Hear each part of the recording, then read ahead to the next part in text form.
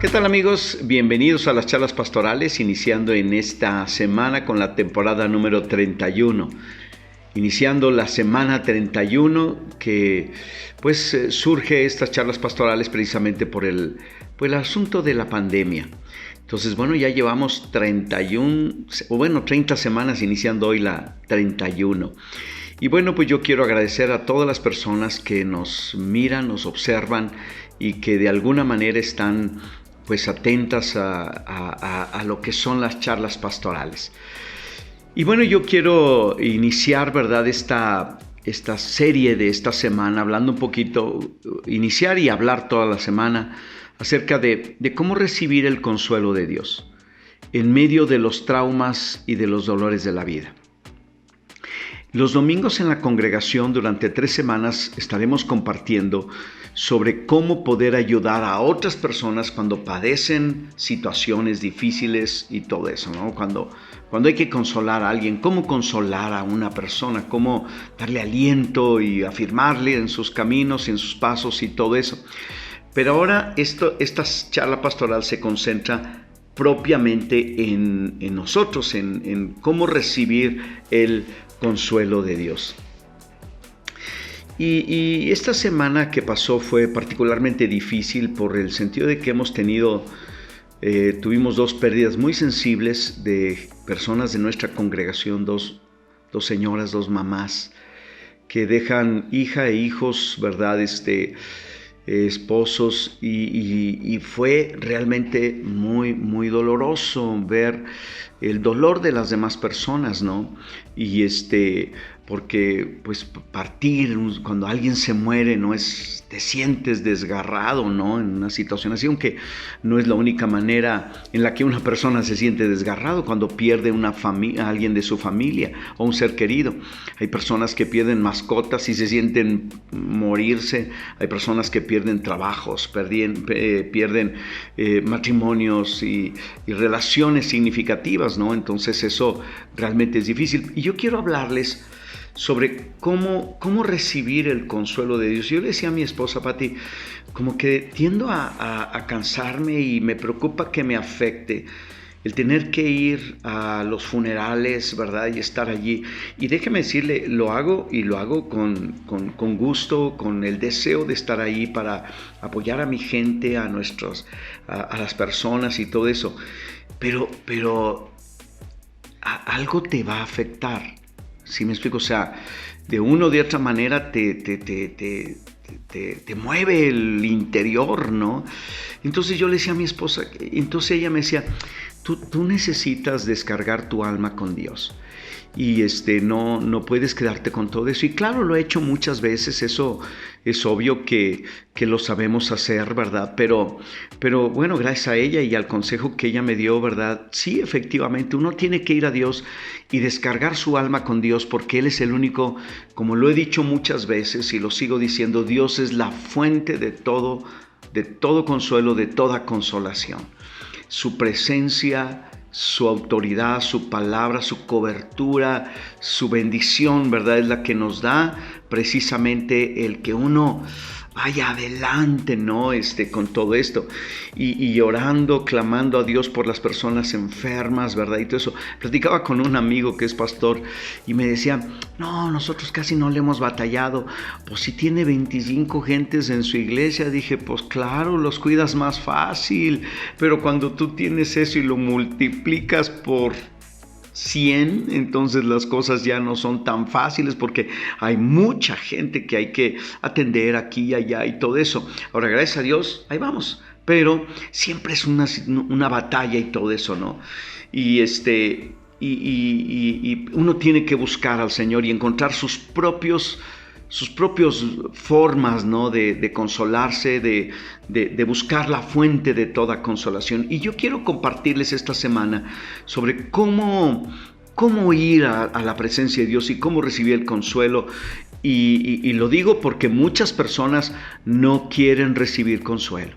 Hay personas que se enojan, hay personas que extienden su luto por mucho tiempo y tantas cosas. Y me acuerdo de un hombre llamado el rey David. Y el rey David, ¿verdad? Por cierto, perdió a un hijo. Bueno, perdió muchas cosas, ¿no?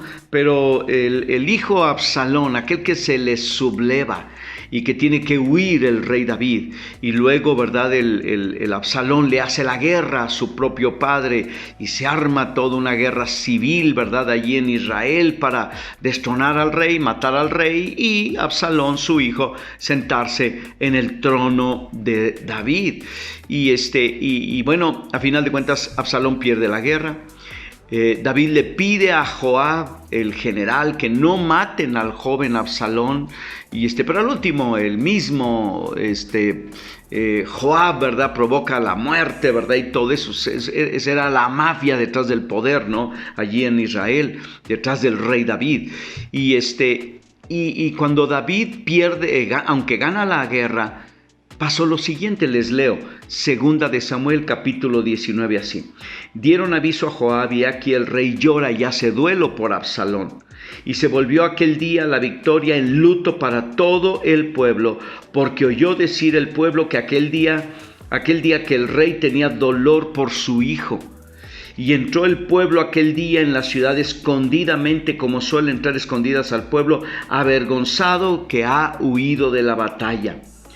Mas el rey, cubierto en rostro, clamaba en alta voz: Hijo mío, Absalón, Absalón, hijo mío, hijo mío. Qué palabras tan desgarradoras. Yo no me lo puedo imaginar, o sí me lo puedo imaginar porque lo he visto, el llanto, el lamento, el dolor, el grito de la gente, porque se ha perdido a un ser querido o ha perdido una relación tan significativa, el esposo, la esposa. Yo sé que es doloroso, ¿no?, ver a la gente sufrir, ¿verdad?, todo eso. Ahora lo sé porque yo lo he visto bastante, quizás no lo he vivido, pero ya lo he visto tanto, que llega el punto donde algo se te va a quedar, ¿no? Y esto me lleva, ¿verdad?, a pensar en la necesidad de entrar en un proceso de sanidad del corazón del dolor, ¿verdad?, que es como una herida, un impacto que te dan, ¿verdad?, y te deja un moretón y tarda un rato en restaurarse porque todavía te duele el músculo y tienes el moretón y todo eso. Y bueno, hay ungüentos que ayudan para quitarte todo eso, ¿no?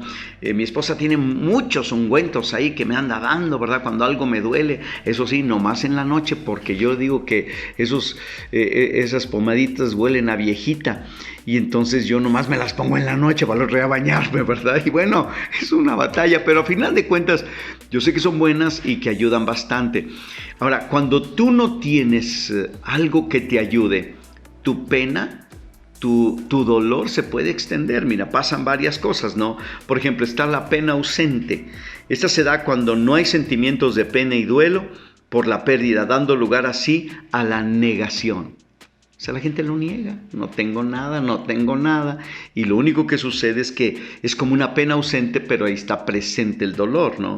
La pena inhibida, esta es la que implica la represión de algunas de las respuestas normales de la pena, dando lugar a la somatización de la pena, esto es, que tu cuerpo empieza a dar muestras de lo que hay en tu alma, en tu corazón, ¿verdad?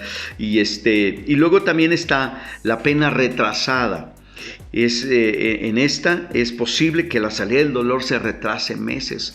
En una ocasión, hablando con un joven, me dijo, cuando murió su padre, él tuvo que sostener con su fe, su entrega, ¿verdad?, a toda su familia, pero no había tenido oportunidad de llorarle la pérdida del padre, y ya había pasado como 1 año, 2 años o 3, ya ni me acuerdo.